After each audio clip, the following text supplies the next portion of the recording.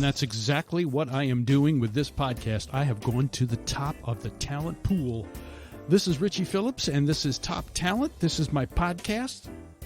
It is a podcast that originates from Albany, New York, upstate New York area. The whole idea of the podcast was to either feature talent who's come to the area, talent who lives in the area, talent who wants to come back to the area, who's been here before, talent who can't come to the area because of the pandemic. All kinds of talent, not just musical talent, but again, music is my thing, so I love to feature musical talent. And, I got a big one here today. I've got a gentleman who I had the pleasure of meeting back in 2014 when he came on our morning show. In fact, we had him at the radio station for a couple of radio events. I guess he was just really starting out at that point. It was in 2014. His name is John King. No, he didn't bring the magic wall with him. This is not the same John King from CNN. We might not know him as well here on the East Coast, and that's one of the reasons why I really wanted to do this, to try to bring his talent to the fore, as they say. He is an award-winning artist. He's written a #1 song. He tours like 150 days a year, at least before the pandemic he did. He won an ASCAP Songwriting Award, and he's not an old guy. Everybody gave him a lot of accolades for that because he's a pusher. He really, really works hard. And, he got an ASCAP Songwriting Award, which is a huge thing for the old resume. He's written for Hootie and the Blowfish. He's actually written a song for Randy Houser or co-written a song for Randy Houser. And this actually is his new song. I'm going to play it right here. This is Trying to Say Goodbye. And before you know it, it blows up fast. Teardrop falls in a slamming door, and you don't even know what you're fighting for. Hey, nobody said love was easy, and I know it can be kind of hard to swallow your pride. Thought sorry was the hardest word you were ever gonna have to say to her in your whole life. Try saying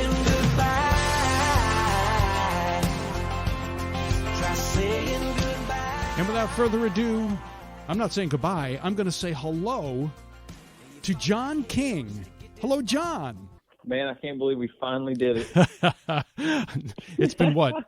Been 10 years, I think, since we've been trying to do it. I know, 10 years, man. It was great to hear from you. How you been? Oh, it's great to hear from you. Doing great. How about you? We're just getting some family time in, man, during the quarantine, and it's actually been a nice recharging period for me. You got a lot of time to recharge with this thing. Who knows when it's going to be done? Ugh. I know. Awful. I know, man. We're ready to do some shows. How you guys doing up there? We're doing good. Cold. We had some snow on the ground, and not you though. Man, it's so funny. You must have brought good luck with you because we don't ever get snow, and today we've got I bet we got 4 or 5 inches almost on the ground here in Tennessee, which is a huge snow for us. How far do you live outside of Nashville? We're about 30 minutes south of Nashville, so we've gotten already 2 snows this year. I've had fans up north say that we've gotten more snow than them this year, so I don't know. We're getting lucky. Every time we get snow down here, man, we love it. It's like a holiday for us. Huh. Now, I have relatives that live in, I think it's Brentwood, is the name of town. Yeah, that's very close. Yeah, we're in Columbia, which is like another 20 minutes or so south of there. Oh, it's a beautiful area. Oh, my God. Well, this is, we didn't formally start the interview here, but actually I'm going to use all this. There you go. Yeah, go for it, man. You answered 9 of my questions already. I love it. All right, I want to start out with something here. I want to start out with a song that it's definitely an earworm. It's one of yours. Let's see if you can hear it. Can I buy you a drink? Baby, put down your phone. There ain't nothing new on Instagram, so leave it alone. Come be lonely with me. Oh. Take a shot in the dark. Baby, let's just let tomorrow be hard. Tonight, let's make it easy. Such a good song. I heard it the first time. I was like, I couldn't get it out of my head, which is the whole point, right? Thank you. That's right. That's the point. That was, man, I mean, it always sounds so cliche, but when we wrote that song, the title's easy, and it was really an easy song to write. It would just kind of flowed. The production is kind of more stripped back and a little more bare than the normal thing that I release. And to me, I think fans like that. I mean, it was kind of like right in the middle of quarantine last year to where everybody was really stressed. I was stressed. Our family was stressed. And it was like, let's just put out a song that's laid back and easy to listen to. So that's why we released that one, man. And yeah, to date, it's been one of the fan favorites for sure. Oh, love it. In fact, not only is it maybe easy to write, but it was very easy to rewrite. Watch this. Well, his name is John King, and he's really well known.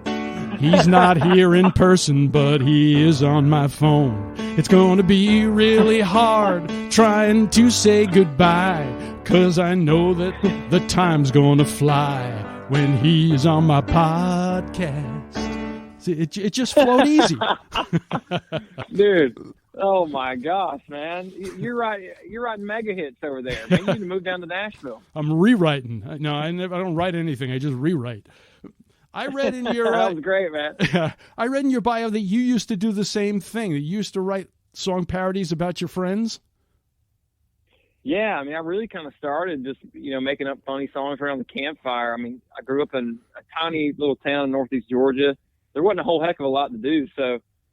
We get together on Friday nights and have bonfires, and someone would bring a guitar and we'd all sit around, and by midnight or 1 a.m., I mean, there wasn't a whole lot to do. We'd start making up songs after we'd sung all the Hank Williams Jr. and Leonard Skinner songs. Right. We'd just start making up our own. So I mean, I would pick out something funny, and kind of just pick on somebody and poke at them a little bit, and we'd all get a laugh out of it, or make fun of myself about something. And I was like, man, yeah, it was fun. It was kind of like my intro to songwriting. Right. So I always try to keep a little bit of that in our songs.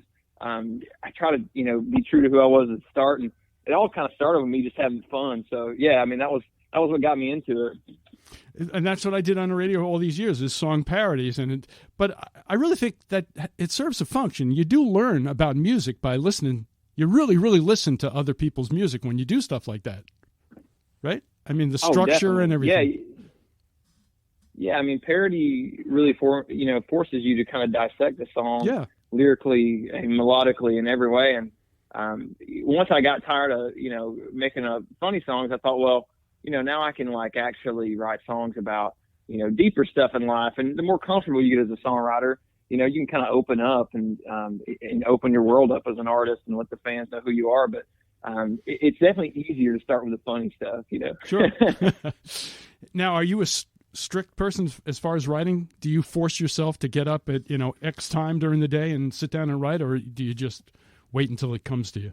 It depends, man. I mean, we do a lot of co-writing here in Nashville, and so it can become almost like a 9 to 5. You get up, you go in and write a song.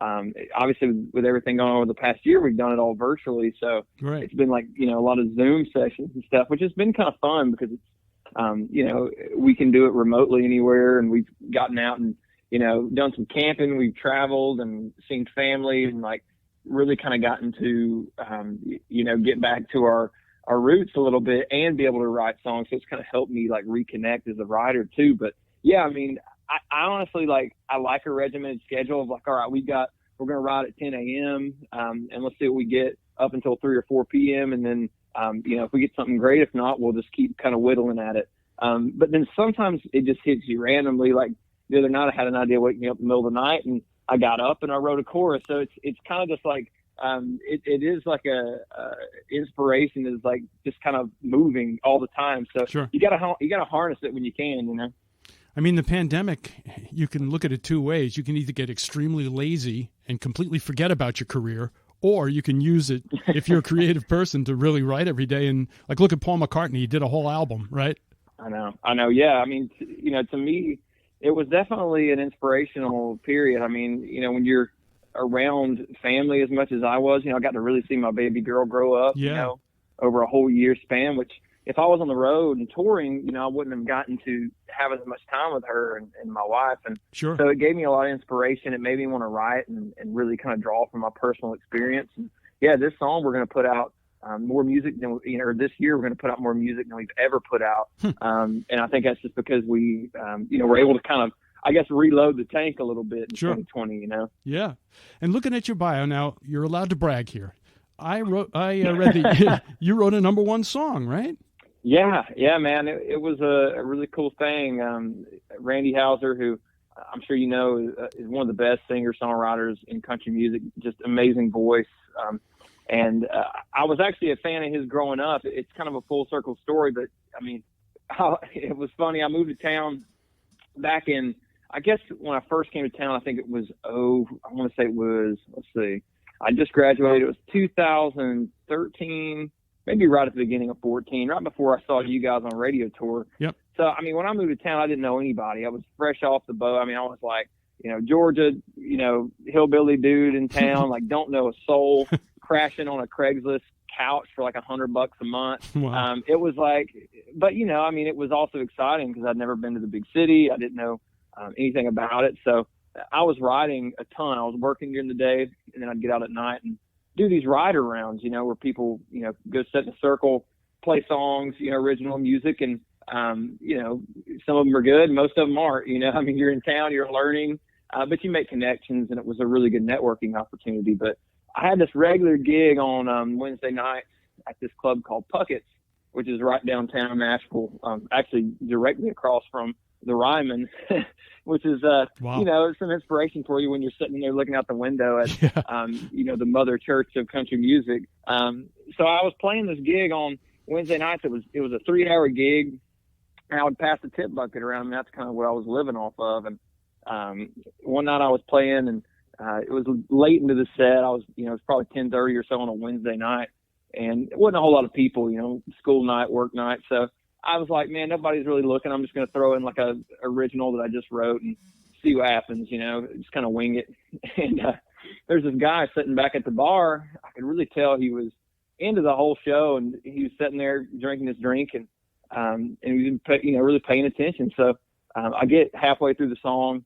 He gets up, walks up to the tip bucket, and drops a $100 bill in the bucket. And as he gets closer, which was cool enough. I mean, I was like, I probably had $20 in ones, at that time. And I was like, man, this is great. I can eat for the whole week off this tip. Right. And this guy, man, when he gets up, I was like, man, he looks familiar. And the light kind of hit his face just right as he walked up to the stage, and it was Randy Houser. Wow. Unbelievable. Didn't know him. Didn't know anybody in town. I knew of him, and was a huge fan of his music. He'd already had several radio hits by that point, and but I was in the middle of a song, so he drops a tip in the bucket, and he walks out the door. I can't stop and be like, man, take my demo and show it to your record label, Right. So it was a good story, to tell my buddies, and that was about it. Well, fast forward about a year into town, I signed a publishing deal. I got a record deal, and starting to get a little bit of a buzz around town, and starting to kind of develop a name for myself. And I was writing a song one day with a couple guys, Justin Wilson, Matt Rogers, who are still great songwriter buddies of mine, and have gone on to have a lot of hits, and we've had some stuff together over the years. But at the time, we were just starting out writing, and we get in this room, 3 guitars, just kind of awkwardly bang out this song that's like just weird janky chord progressions, like almost had like a old Western, like gallopy feel to it. Right. It didn't really have a hook or a title. And we wrote this song in like 25, 30 minutes, like the fastest I've ever written a song in my life. It is like, you kind of like, it's almost like a dream. Like, did we just write something, or is this just like nothing? Just a bunch of mumble jumble, nothing. And we get done, we end up demoing the song. And when we got a cleaned up demo, I was like, man, this actually feels really good. And I knew it wasn't for me. It just had such a unique feel. I was like, I don't know what artist I could pull this off. And then one of the publishers was like, I think we need to pitch this to Randy Houser. And it was like, yes, like that would be awesome. So we did, by some miracle, he ends up hearing it out of the millions of songs that get written in Nashville. Yeah. You go through just these massive catalogs of songs when you're looking, to put together a record as an artist. And he somehow heard ours, and he liked it enough to put it out, and actually put it out as his first single off that record. And it was a number one. So it was definitely a full circle moment, man. And what the funniest part of the whole story is, when we had the number one party, it was right next door at Tootsie's, to where I used to play those cover shows. Tootsie's on downtown, which is like a legendary bar. Sure. And, a lot of great acts have kind of come up there, and we're standing on the stage getting our number one, award at this ceremony. All my family's there. Had driven up from Georgia, and Randy's backstage. We're backstage, all the songwriters.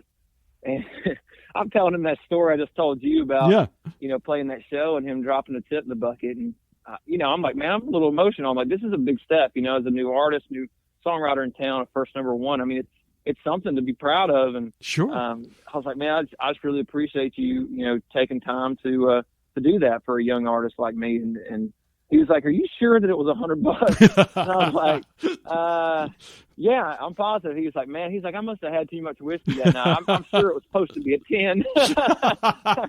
Uh-oh. I think he was kidding, but heck, it was a good time. That's amazing. Well, just luck. But, it's more than, no, I shouldn't say it's luck. You know how many people are playing in Nashville every single night? I mean, for you to stick out like that's got to be an amazing talent. Well, I don't know, man. It's just my whole philosophy has been, I always have loved that saying, the more I do, the luckier I get. And I've just kind of whittled it down to kind of find who I am as an artist, who I am as a songwriter, and what I want to say and how I want to say it. It's taken time, man. It's, we played hundreds of shows a year for the past, decade up until, this year, really the first year I've had off, in my adult life. And, it's a grind that, as being an artist, being a songwriter, it's just like the more you do, the better you get. So, I mean, that's always been my outlook. I know there's people out there that are a lot more talented than me, but, you just got to have that work ethic. That's what's helped me. We'll be back to our interview with John King in 1 second. I'd like to tell you about something that I'm doing on Facebook once in a while. It's kind of a sporadic thing. I call it Facebook Live Piano Bar. It's live piano bar where you get to request songs. I'll throw in some song parodies, do some, like I said, online requests. It happens, like I said, right here on Facebook. If you would like to know when the next one is, I started a Facebook group. I'm calling it Richie's Facebook Live Piano Barflies. And I will put a link to that right on my Facebook page. If you'd like to join that group, then just click on the link, sign up for it, and then you will be notified the next time I do one of these crazy piano bars. I've had such a good time with it, and the response seems to be good, and it keeps me out of trouble and off the streets and out of my wife's hair. I'd love you to be part of it, and hope you will. And now back to my interview with John King on Top Talent. Well, I did see a quote about you. It was on Apple Music, and it said, and because you're being way too modest, it said his drive paired with his raw talent, but also paired with his business savvy, took this, quote, young man out of this little mountain town in Georgia. So there's got to be more to it. I mean, you had the business savvy. I mean, for you to go from playing in that bar and getting the $100 tip to getting a publishing deal with Reba's company, right? Yeah. It's been. How'd you make that jump? Yeah. I know we haven't told that story.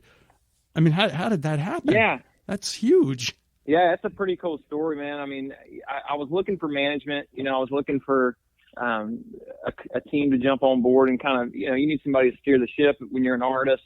Yeah. And you're touring, and you kind of you can't see all the angles that are coming. I mean, I went to music business school. I studied business in college. And so, my degree has really helped me in a lot of ways. But when you get to a certain level, you really need somebody who knows what they're doing, has been through the ringer. And I got approached by a friend of mine who was working at Starstruck, actually just as an intern. And they were like, man, I think Narvel Blackstock, who is the head guy over there, he managed Reba for decades. He's managed Blake Shelton now for many years. And Kelly Clarkson, so, one of the best in the business. And, sure.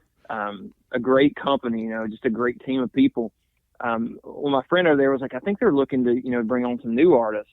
And so I was like, well, dang, I mean, I really need management, And so I just kind of ended up dropping a demo over there and hoping that it would get over to Narvel. I had, 5 or 6 songs that I'd written and, was really proud of, had some nice masters of them, done up in town. And I dropped them off, and he ended up hearing them and really liked it. So we did a showcase for him.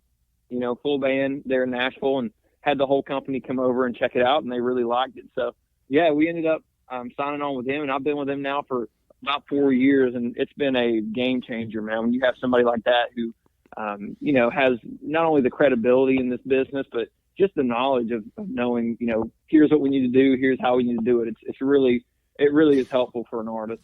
And how many artists? I mean, you read the stories of artists in the very beginning who signed their publishing away and signed their rights away and got ripped off, and nothing of this happened to you, which is great, which shows that you were really careful in who you picked. Man, when I first moved to town, I've dodged some bullets, because when I first moved to town, I had some deals come my way. I didn't have a publishing deal. I was just getting my feet wet, and I had a couple of publishers come my way who, not going to throw any shade at them, but we're looking to sign a cheap deal and get an artist for a good price, and own some publishing rights. And I was fortunate enough and had enough business knowledge from going to school to keep me from those deals. I always joke with my mom. I was like, I didn't want to go to college, but if nothing else, going just to save from signing bad deals was worth it. So I always thank her for that. Yeah. So when I read that you went to college, I thought that you went for music. You went for music business. So you really weren't taking music classes. I mean, like composition classes or anything like that, right? I took some, they require you to take some music theory and, history of music and things like that. And, I took some guitar classes and things like that. But yeah, the major parts of the curriculum were focused around the business side. So, entertainment, law, and you're talking like publishing. And I mean, publishing is like a whole animal of itself with some crazy mathematics that go on. So it was, but it was great, man. I mean, it really helped me figure out kind of what, at least give me a little taste of what was to come. It was, I've always loved the business side of it, and I've always appreciated artists who are great at the business side of it. I think of artists like Kenny Chesney, Garth, Shania, like they're branding experts. They know their brand so well, and are so involved in every aspect of it. And so to me, those are always the artists I looked up to. I feel like they always had a better compass of what they wanted to do and say. That's what I was going to ask you about, was Garth, because I also read that Garth was a huge influence on you. But even Garth, I mean, I just saw a special recently about him, and he said when he came to Nashville, he bombed out the first time he drove home. Even Garth Brooks didn't make it in the beginning, and you did. I mean, amazing. Well, I don't know. I mean, Garth is just, there's just something about him, man. I mean, when, see him on stage, he's got so much charisma, and amazing. He loves his fans so much. I mean, he loves his fans just, and you can tell it's genuine. I had the pleasure of meeting him on the ACM red carpet. Probably I think it was my first ACMs 5 or 6 years ago now. And he was just such a nice guy. I was standing next to him and Trisha, and Trisha was doing an interview. He was just kind of standing behind her quietly, minding his own business, just on the red carpet, Garth Brooks. And I didn't want to bug him. I didn't want to be that guy, like the fangirl, and like, oh my gosh, I'm such a big fan. So I tried to play it cool and was standing there waiting for my turn, next in line to go up to the next media outlet. And Garth just kind of turned to me and said, "Hey man, what's your name?" I was like, I'm John King. I'm a new artist. And we probably talked for 5 minutes there on the red carpet. And I'm thinking, this guy's got 105 million people to talk to tonight, and he's standing here taking the time to care enough to talk to me, and was just the sweetest guy ever. And they say don't meet your heroes, but in that case, it was above and beyond what I ever would have expected. Well, I'm going to throw it back at you. This is one of my notes, because being on the air, we were there for 30 years, and I met a lot of people. I mean, we had so many people. I went to the Country Music Hall of Fame once and looked up. There was one room where they had all the country artists like plastered all over the walls, and I was looking. I didn't want to tell my relatives because it sounded like I was name dropping. I think I've personally, or in some way, we met every one of those people in the 30 years. It was incredible. But there's certain people that stood out to me. They come to town like you did. They come and visit our show, and there's like 4 people that I wrote down that I'll never forget. Number one, Kenny Rogers was the nicest.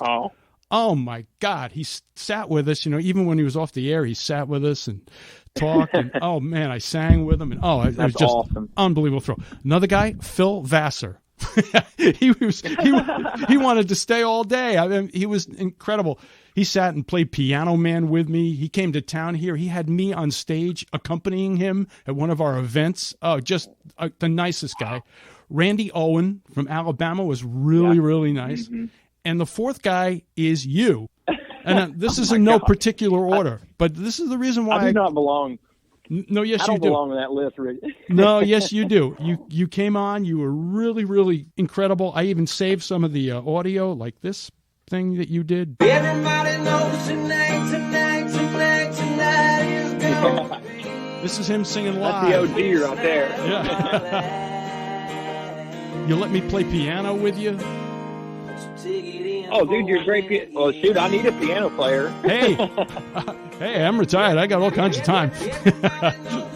That's awesome, man. Dude, that's a really nice compliment, man, to even be mentioned. I mean, all those guys are legends. I mean, and Hall of Famers, you know. I mean, country music Hall of Famers, you know, if they aren't already, they will be. So that's a really big compliment, man. Well, it's something that, like your parents would say, it's first impressions that are very important, but it really is true. It was your first impression. You know, you were really easy to get along with. This is something else that you did. I actually took your song again and rewrote it for like a morning show jingle, and you recorded it. This is what you did. Everybody knows this morning is gonna be the best show of our life. And we used that for a long time. That was really so good. The alliteration's not quite there with this morning, but hey, it still works. Now, you got some play from that song. Didn't they use that in the football world?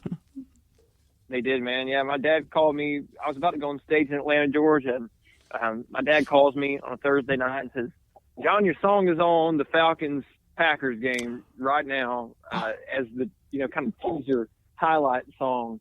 I was like, "You're kidding me. Like, that's not possible." We didn't know, you know. You didn't know? My publishing company found out later on they had been asked the day of to get clearance, and it was such a last-minute thing that they were like, yeah. And so, of course, my answer was yes. So, man. It was like, yeah, it was a surprise. Oh, but it was cool. I mean, as a, you know, growing up as a massive football fan, it was, talk about bucket list goal. I always wondered about that. Like, if you sold a song to Garth, let's say Garth recorded Easy, it's not a normal thing, like, for the artist to call you and go, "Hey, thanks a lot." Sometimes they just use it and you get paid and that's it.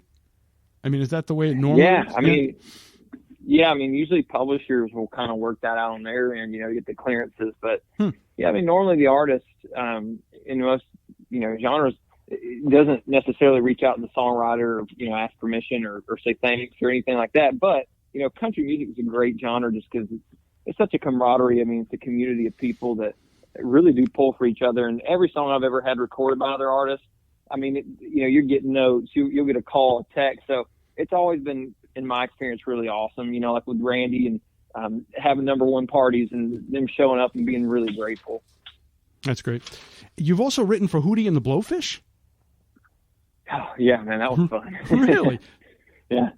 So for that him, was really fun, man. Yeah, I grew up a, you know, a huge Hootie and the Blowfish fan. My mom and dad, you know, were kind of, you know, into them big time when they came out in the 90s. And I remember one of my first concerts was Hootie and the Blowfish in Greenville, South Carolina.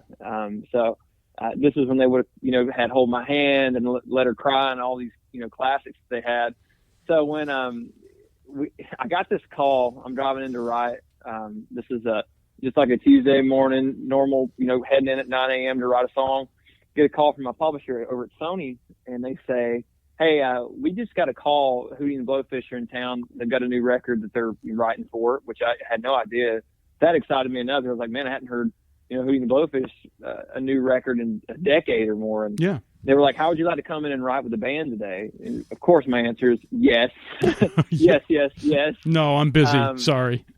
So, you know, I you know, rescheduled the thing I had that day and drove straight to the studio, and they were there. I mean, it was actually like kind of a freaky thing to roll up to 30 minutes, you know, have 30 minutes of notice of writing with these guys you've looked up to your whole life. But they were great. They were so nice, just humble, just, I mean, you know, like those names you mentioned, you know, just above and beyond, just make you feel like you're, you know, part of the family. And so I walked in, I had this little melody I was humming on the drive over there. Didn't think much of it, but I was like, man, I didn't have a whole lot of time to prepare. You know, this is kind of what I got. And it was called Rollin'. And we ended up writing a song. It was just very like soulful R&B, just fun. And they were looking for a song like that to jam on, you know, for the record, and that would feel good live. And it ended up working. It was kind of just right place, right time. You know, I mean, that was a God one right there. I did not see that coming. And yeah, they ended up putting it out as their lead single on their record that just came out about a year and a half back now. So it was cool, man, to have the first song they've released, you know, in 15 years.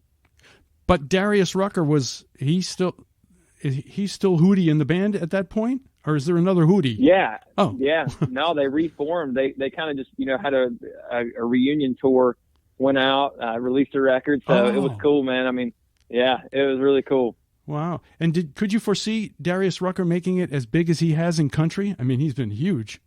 Yeah. I mean, dude, he's got a great voice. And he's great. You know, growing up in South Carolina, I know he is a huge fan of country and grew up loving the genre and appreciating great songwriting. So, yeah, I mean, he's been so great as a solo artist, and he's just a really great guy, too. So, yeah, really cool, unique voice. That's right. We met him, too. I got to add him to the list. He's number 5. Darius Rucker. Nice guys. Yeah, I remember he came. I actually looked up all the country artists who were born or raised in Georgia. I mean, Georgia has produced some incredible artists. Just the A's and the B's. You got Red Akins. You got Lauren Elena. Jason Aldean. That's just the A's, right?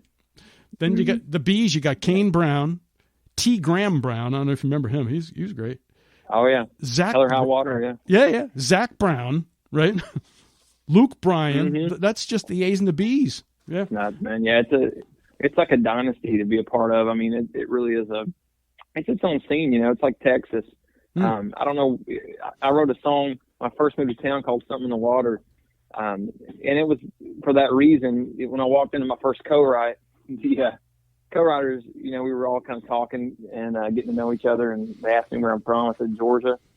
And one of the co-writers looked at me and said, man, there's something in the water down there. Like, there's so many people from Georgia. And I was like, well, that's the song we're going to write, first of all. And number 2, yes. I don't know why, but it is, man. There's a music scene there. I think it's because there's so many places, so many great places to play. I mean, Athens, you know, I went to University of Georgia. Athens is a killer music town. It's kind of like a mini Austin. You know, it's got great clubs, really awesome theaters, and you can kind of build a following and a name for yourself. There's cool, you know, there's mom and pop radio stations that will play, you know, new artists and new music and break, you know, artists regionally. So it's like, yeah, it's its own little scene. And for me, it was cool to be a part of that. And not to bring the party down here, but that's one of the major negative things about the pandemic. They say there's, like 10,000 restaurants and bars that won't reopen. They're going to close. Oh, I know. And Nashville's been basically devastated. You were telling me, right? Between that and the bomb that went off. Yeah. So what's going on down there now? It's been a tough year. It's been a tough year, man. Yeah, I mean, you know, we had the tornado kind of to kick off last year, and that was right before everything went on lockdown, and then Christmas morning. I mean, you have a bombing. Luckily, nobody was killed or right. And you know, the police officers, you know, thank God for, you know, those awesome heroes like that were there to clear and evacuate. But yeah, it's been a tough year, man. I mean, you know, I know that Nashville is a tourist, you know, community, and they run on, you know, bar sales and restaurant sales and tourism. So, you know, not having that's been really hard for, you know, a lot of my friends and people I know in town that run places. And so, yeah, we're hoping things get back to normal soon, man, because it's sad. I mean, it's such a great city and a great place to visit. And for artists, I mean, that's your training ground, is to play, and to play at 2 o'clock in the morning. You have to go through that, right? I mean, you had to go through that bar that you played. I mean, look what happened to you by playing in the bar, the exposure, but also the experience of playing in front of a crowd. I mean, you're not going to get that from a Zoom call.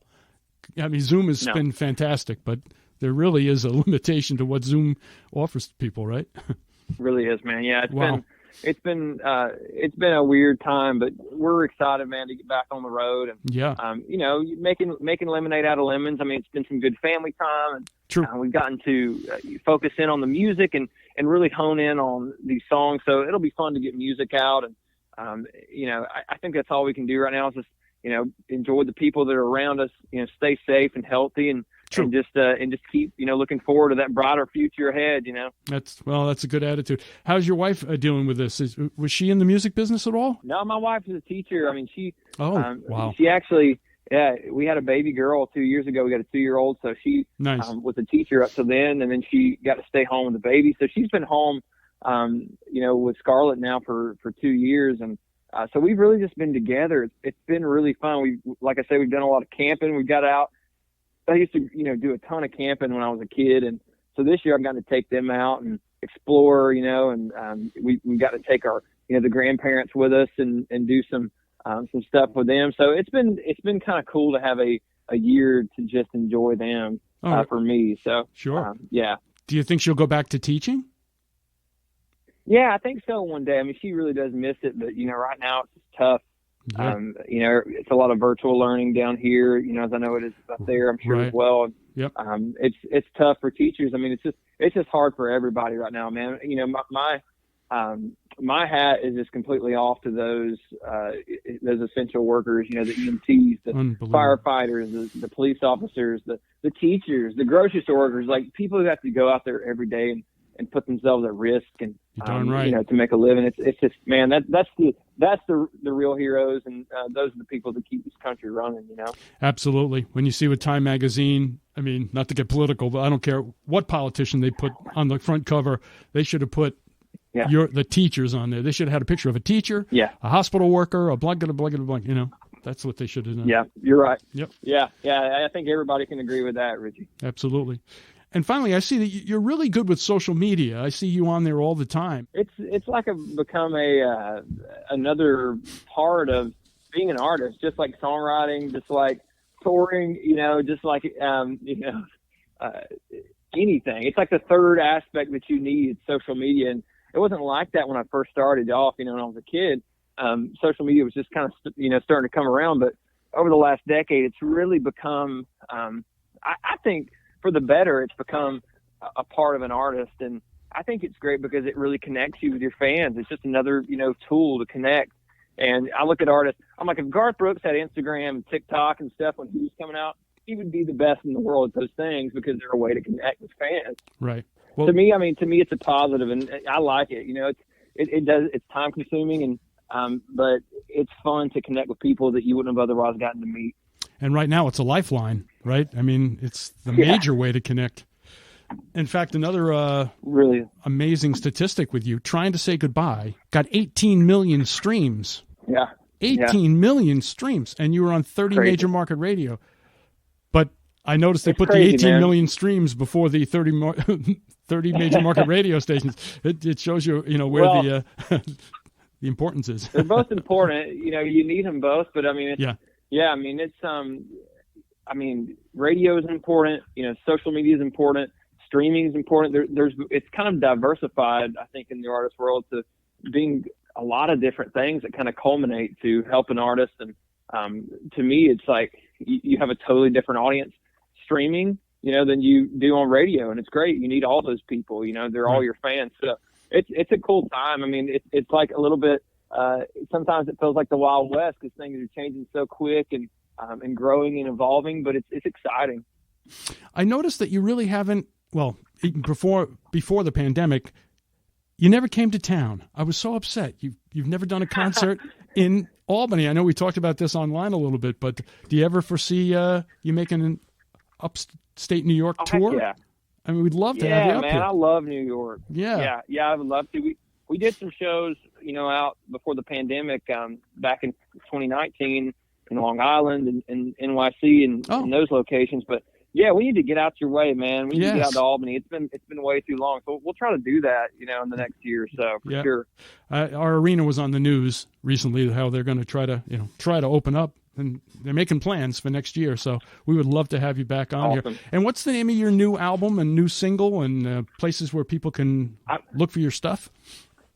Yeah, I've got a new single coming out beginning of the year here. Probably going to be in the next few weeks, actually, depending on when you're airing. But it's called Your Man, and you can go check it out. Go to johnkingcountry.com. It's all the streaming platforms will have it available, and you can download it straight from the website as well. And then toward the end of the year, we're planning to put out an album, so it'll be up there as well. So I'm excited about it, man. A lot of new music coming this year.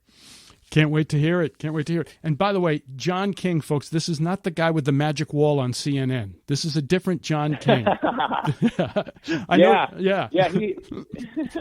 We get mixed up a lot. I'm not good at reporting political news, so yeah, I'm not me. Well, John, it's been really a pleasure, and thank God we finally got this together. I was just waiting to have you on. I know, man. It's so great to hear from you. I hope y'all have a good year, and hopefully things get back to normal soon. We can get up that way and see you. Definitely. You're the best, dude. Holler if you need anything. I really appreciate you having me. Okay, John. Thank you so much. There he goes, John King. What a great guy, I'll tell you. And this quote, again, I got to read it again. It was his drive paired with raw talent and business savvy that took this young man from a little mountain town in Georgia and brought him right to the forefront, and just shows you can have all the talent you want, but you've got to have the drive. You got to love it. You could tell he loves it. I've always loved what I've done. You've got to have business savvy, otherwise somebody will take you to the cleaners. So, but pursue your talent. Go out there. Give it a try. You never know. And I always end with a famous quote. The top talent quote. I love this quote. If you wrote something for which someone sent you a check, if you cashed that check and it didn't bounce, and if you then paid the light bill with the money, I consider you talented. Who said it? Stephen King. Join me next time on Top Talent. Thanks for listening, and please subscribe and leave a comment. He reads them in bed. It makes him very happy.